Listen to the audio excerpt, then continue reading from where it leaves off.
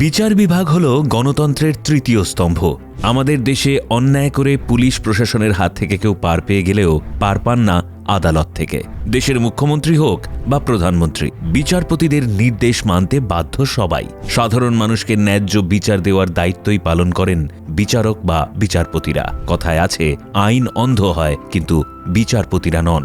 জেলা আদালত থেকে শুরু করে সুপ্রিম কোর্ট অবধি বিচারপতিদের তীক্ষ্ণ বিচার আর কঠোর রায় শুনে কখনো হয়তো আপনিও ভেবেছেন কিভাবে আদালতের জাজ কিংবা ম্যাজিস্ট্রেট হওয়া যায়। চলুন আজ বরং সেই পথেরই সন্ধান দিই আপনাদের। প্রথমত আমরা জানব ম্যাজিস্ট্রেট হতে গেলে ঠিক কি কি করতে হবে, বিচারপতি বা জাজ কিভাবে হওয়া যায়, ম্যাজিস্ট্রেট আর জাজ এর মধ্যে পার্থক্য কি, এবং ভিডিওর শেষে আপনাদের জন্য থাকবে এই বিষয় সম্পর্কে কিছু প্রশ্ন। কমেন্ট করে জানাতে হবে সেই উত্তরগুলি। তাই মন দিয়ে দেখতে থাকুন এই ভিডিওটি। আর এরকমই গুরুত্বপূর্ণ ও ইন্টারেস্টিং ভিডিও পেতে আমাদের সমৃদ্ধ বাংলা ইউটিউব চ্যানেল সাবস্ক্রাইব করে বেল আইকনে প্রেস করুন। ম্যাজিস্ট্রেট কিংবা জাজ হওয়াই যদি আপনার স্বপ্ন হয়ে থাকে, তবে প্রথমেই কিছু গুরুত্বপূর্ণ তথ্য জানিয়ে রাখি। আমাদের দেশে মোট 4 ধরনের বিচারালয় রয়েছে। এই বিচার ব্যবস্থার একদম নিচের স্তরে রয়েছে ম্যাজিস্ট্রেটের বিচারাধীন সিভিল কোর্ট, তার ঠিক ওপরে রয়েছে জেলা স্তরের বিচারালয় বা ডিস্ট্রিক্ট কোর্ট, তার উপরে রয়েছে রাজ্য স্তরে হাইকোর্ট এবং দেশের জাতীয় সর্বোচ্চ স্তরে রয়েছে সুপ্রিম কোর্ট। কিভাবে একজন সিভিল জাজ বা ম্যাজিস্ট্রেট হবেন, এবার সরাসরি সেই উত্তরে আসা যাক। সিভিল জাজ বা ম্যাজিস্ট্রেট হতে গেলে আপনাকে BALLB বা LLB ডিগ্রি সম্পন্ন করতে হবে। BALLB তে আপনি উচ্চ মাধ্যমিক পরীক্ষা পাশ করার পরপরই ভর্তি হতে পারেন। এর পুরো কথা হলো bachelor of arts and bachelor of legislative law, অর্থাৎ আপনার ব্যাচেলর ডিগ্রি কোর্সেই ল ডিগ্রি হয়ে যাবে, যা সম্পন্ন করতে 5 বছর লাগবে। অন্যদিকে আগে থেকেই যদি যে কোনো শাখায় গ্র্যাজুয়েশন সম্পন্ন করা থাকে, তাহলে 3 বছরের LLB ডিগ্রি কোর্সে ভর্তি হতে পারেন। LLBর পুরো কথা হলো ব্যাচেলর অফ লেজিসলেটিভ ল, সেটা আপনি যে কোনো ল কলেজ থেকে করতে পারেন। তবে আইনি ডিগ্রি নিয়ে গ্র্যাজুয়েশন করার আগে এটা অবশ্যই মনে রাখবেন যে কলেজটি যেন BCI অর্থাৎ বার কাউন্সিল অফ ইন্ডিয়ার অধীনস্থ হয়, তবেই কিন্তু আপনার গ্র্যাজুয়েশনের ডিগ্রি যথাযথভাবে গ্রাহ্য হবে। গ্র্যাজুয়েশনের ডিগ্রি পূর্ণ করার পর আপনি সিভিল জাজ অর্থাৎ ম্যাজিস্ট্রেট হওয়ার জন্য পরীক্ষায় বসতে পারেন। এই পরীক্ষাটি বিভিন্ন রাজ্য তাদের নিজস্ব পদ্ধতিতে নিয়ে থাকে। সাধারণত প্রথমে প্রিলিমিনারি পাশ করতে হবে, তারপর মেন পাশ করলে ইন্টারভিউ পাশ করে আপনি একজন সিভিল জাজ বা ম্যাজিস্ট্রেট হতে পারেন। এই পরীক্ষার জন্য শুধু BALLB বা LLB ডিগ্রি যথেষ্ট নয়, এর রয়েছে নির্দিষ্ট বয়সসীমা যা ধার্য করা আছে 21 থেকে 35 বছরের মধ্যে। এবার জানাবো ডিস্ট্রিক্ট জাজ কিভাবে হতে পারেন। একজন জেলা স্তরের বিচারপতি বা ডিস্ট্রিক্ট জাজ হতে গেলে সিভিল জাজ বা ম্যাজিস্ট্রেটের শিক্ষাগত যোগ্যতার পাশাপাশি আরও কয়েকটি যোগ্যতার পরিচয় দিতে হবে।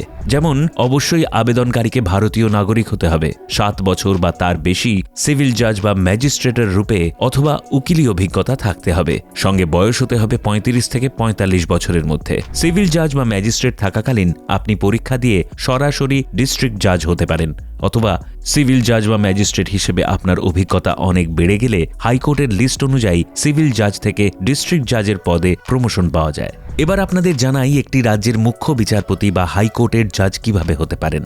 প্রথমেই বলে রাখি, একটি হাইকোর্টে একাধিক বিচারপতি থাকতে পারেন, তবে তার মধ্যে একজনই হন মুখ্য বিচারপতি, যাকে বলা হয় CJH বা chief justice of high court. Magistrate, district জাজ হওয়ার জন্য যাবতীয় অভিজ্ঞতা এখানেও প্রয়োজন। তবে এদের পাশাপাশি হাইকোর্টের জাজ হতে গেলে ন্যূনতম 10 বছরের ডিস্ট্রিক্ট জাজের অভিজ্ঞতা বা উকিলি অভিজ্ঞতা থাকতে হবে। এবার আসি দেশের সর্বোচ্চ বিচারালয়ের বিচারপতি অর্থাৎ সুপ্রিম কোর্টের জাস্টিস কিভাবে হওয়া যায় তার উত্তরে। সুপ্রিম কোর্টের মুখ্য বিচারপতিকে বলা হয় CJI অর্থাৎ চিফ জাস্টিস অফ ইন্ডিয়া, যাকে নিযুক্ত করেন আমাদের দেশের রাষ্ট্রপতি। এই পদের জন্য বিশেষ কিছু যোগ্যতা ধার্য করা হয়েছে। যেমন আবেদনকারীকে ভারতের নাগরিক হতে হবে, যে কোনো হাইকোর্টে 5 বছরের মুখ্য বিচারপতি হওয়ার অভিজ্ঞতা থাকতে হবে, অথবা হাইকোর্টের 10 বছরের উকিলি অভিজ্ঞতা থাকতে হবে। সংবিধান সম্পর্কে পুঙ্খানুপুঙ্খ জ্ঞান থাকতে হবে। তবে মনে রাখবেন, হাইকোর্ট কিংবা সুপ্রিম কোর্টের জাজ হতে গেলে কোনো পরীক্ষার প্রয়োজন হয় না, অভিজ্ঞতার সাথে সাথেই পদোন্নতি হয়। এবার প্রশ্ন আসবে, বিচারক ও বিচারপতিদের বেতন কেমন? এই প্রসঙ্গে জানিয়ে রাখি, হাইকোর্ট বা সুপ্রিম কোর্টের জাজদের বলা হয় বিচারপতি। অন্যদিকে হাইকোর্টের নিচের স্তরের অর্থাৎ জেলা বা মহকুমা আদালতের জাজদের বিচারক বলা হয়ে থাকে। নিম্ন আদালতের বিচারকদের বেতন হয় প্রতি মাসে 50,000 থেকে 1 লাখ টাকা পর্যন্ত।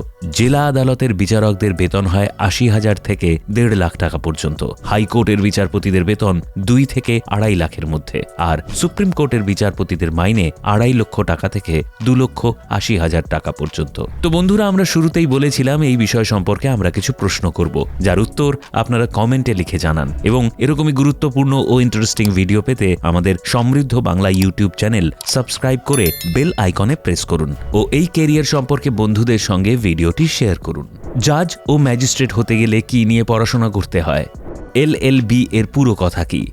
সুপ্রিম কোর্টের প্রধান বিচারপতিদের বেতন কত হয়?